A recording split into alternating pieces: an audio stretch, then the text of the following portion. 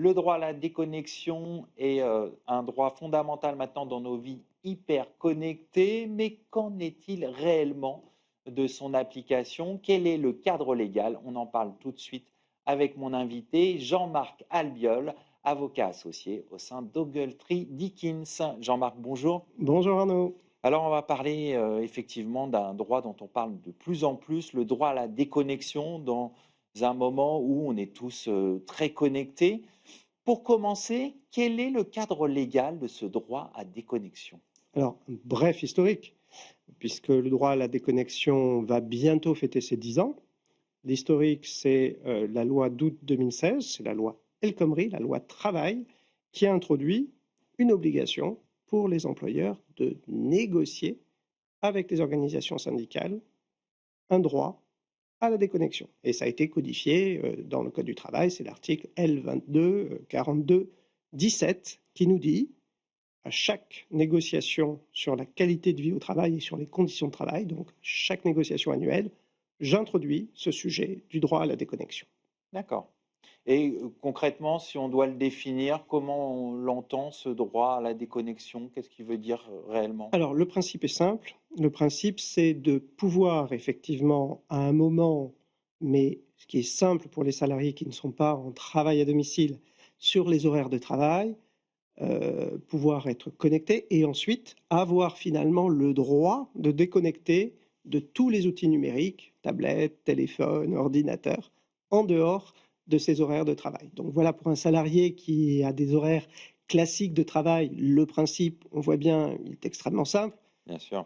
Il est un peu plus compliqué quand on travaille à domicile et quand on jongle entre ses obligations, vie personnelle, vie professionnelle, tout ça se mélange un peu et ça devient un peu compliqué. Et puis, il y a un autre exemple qui rend les choses un peu compliquées, c'est quand on travaille à l'international. Quand on Bien sûr. travaille avec des employeurs internationaux, avec des décalages horaires, et cetera, voilà, comment, pratiquer le droit de déconnexion. Mais le principe, il est clair, pendant mes horaires, je suis connecté, je réponds à mes emails. En dehors de mes horaires, j'ai le droit de ne pas répondre ou de différer l'envoi de mes emails. Bon, on vient de voir les droits et obligations du salarié. Côté employeur, quelles sont les obligations? Alors, soit effectivement, j'arrive à négocier un accord avec mes organisations syndicales, tel que c'est prévu par la loi, soit je le négocie sous forme de charte, c'est-à-dire que c'est l'employeur qui va définir unilatéralement les modalités du droit à la déconnexion. D'accord. Et en ce qui concerne les modalités, il y en a plusieurs. Ça fait appel à la créativité juridique. En général, c'est de quel ordre? Alors, le plus commun, ce qu'on voit vraiment de manière commune dans les sociétés, c'est, vous savez, un bloc signature dans lequel j'indique que, passé les horaires de travail, je n'ai pas l'obligation de répondre à l'email ou, voilà, ou finalement d'interférer avec celui qui envoie l'email. D'accord. Mais il y a d'autres solutions. Il peut y avoir des pop-up qui s'affichent lorsque j'envoie un email tardivement. Et il y a même des sociétés qui prévoient dans le cadre de chartes que, effectivement, le serveur n'enverra pas l'email D'accord. passé une certaine heure, passé 20 heures par exemple, et l'email sera envoyé au lendemain ou pendant le week-end. Effectivement, il n'y a pas de possibilité d'envoyer des emails pour préserver ce droit à la déconnexion, mais c'est à la carte soit de l'accord, soit de D'accord. la charte.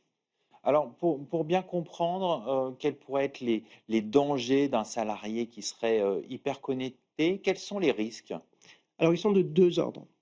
Le premier, c'est en termes de qualité de vie au travail. Il y a un phénomène qui se développe, hein, on le constate tous en tant qu'avocat en droit social, c'est qu'il y a des burn-out, il y a des salariés qui craquent et qui, ensuite, lorsque l'affaire, si le salarié s'en va, vient en contentieux, dit, «Vous voyez, j'étais connecté en permanence, je devais travailler à minuit, je devais travailler le week-end» et qui produit Les les emails? emails qui démontrent qu'effectivement il le faisait. Ça, c'est le premier risque, effectivement, l'atteinte à la qualité de vie au travail.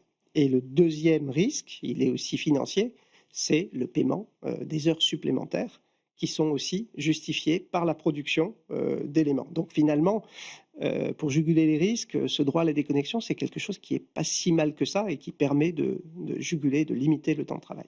Donc, il faut vraiment s'atteler à ce sujet parce que ça peut être une problématique, on l'a vu, sur la santé ou un problématique de coût, effectivement.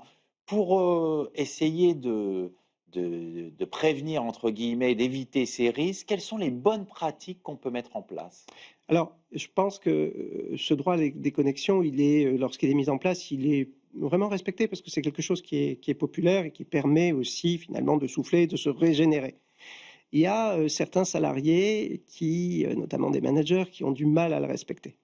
Je pense que ça, c'est une problématique HR et il appartient effectivement aux directeurs et directrices des ressources humaines d'identifier les personnes qui ont un peu de problème avec ce droit à la Et de déconnexion les et sensibiliser, de les d'essayer de les sensibiliser. inviter à se déconnecter. Voilà, soit par le biais de formation, soit par le biais de conversation. Effectivement, un salarié qui enverrait des emails chaque dimanche matin à 8 heures ou le dimanche à 20 heures en disant j'ai besoin d'action tout de suite maintenant, doit être vu parce que il peut y avoir des urgences. Attention, le droit à la déconnexion n'est pas absolu. Bien Il sûr. peut bien sûr y avoir une urgence.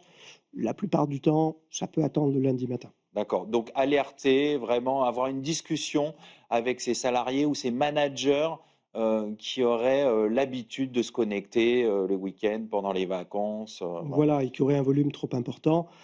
Certes, le principe du droit à la déconnexion est fixé dans le code du travail, mais c'est aussi finalement par le biais de chartes de la soft law, donc ça doit être discuté de gré à gré, je dirais. Alors, est-ce que ça veut dire que la culture d'entreprise, elle est plus forte que le droit dans l'effectivité du droit à la déconnexion? Oui, oui, oui, Arnaud, parce que finalement, lorsqu'on ne signe pas un accord, on fait une charte.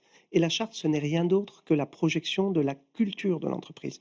Et je pense que c'est valorisant pour des candidats, pour finalement des salariés, de dire on travaille dur, mais en même temps, on respecte les temps de travail et les temps de repos. Donc c'est effectivement un appel à la culture d'entreprise et les chartes sur le droit à la déconnexion ne se ressemblent pas toutes. Alors, essayons de nous projeter un peu sur ce droit à la déconnexion. Qu'est-ce que vous voyez comme tendance à venir dans un monde où on dit que on fait de moins en moins de télétravail, où les grandes entreprises, en tout cas, essayent de faire revenir leurs salariés au travail? Est-ce que ça veut dire moins de connexion? Est-ce que ça veut dire que, on sera amené justement à mieux respecter ce droit, à la déconnexion au détriment peut-être d'autres choses?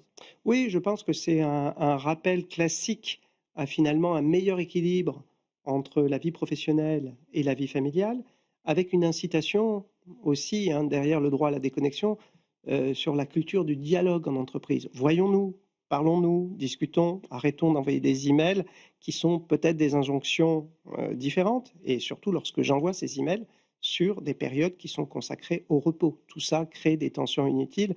On peut très bien voilà, résoudre des situations par le biais de dialogue. Et donc ça rejoint aussi le thème de se dire, effectivement, les entreprises on en a un petit peu assez du télétravail, non pas parce qu'ils représentent, par ce qu'ils représentent, mais par le fait que si j'ai un salarié à distance, c'est peut-être un peu plus compliqué C'est difficile de d'avoir communiquer. ce que vous disiez, c'est-à-dire d'avoir la culture d'entreprise, de se voir, de se dire les choses. Partager la culture, faire intégrer les nouveaux entrants et puis continuer le dialogue, c'est peut-être plus facile en physique et pendant les horaires de travail que de le faire à distance pendant les week-ends, ce qui me semble du bon sens. On va conclure là-dessus. Merci, Jean-Marc Albiol. Je rappelle que vous êtes avocat associé au sein d'Ogletree Dickens. Merci beaucoup Arnaud. C'est la fin de cette émission. Merci de nous avoir, suivis. Restez curieux et informés. Quant à moi, je vous retrouve très bientôt sur Be Smart for Change.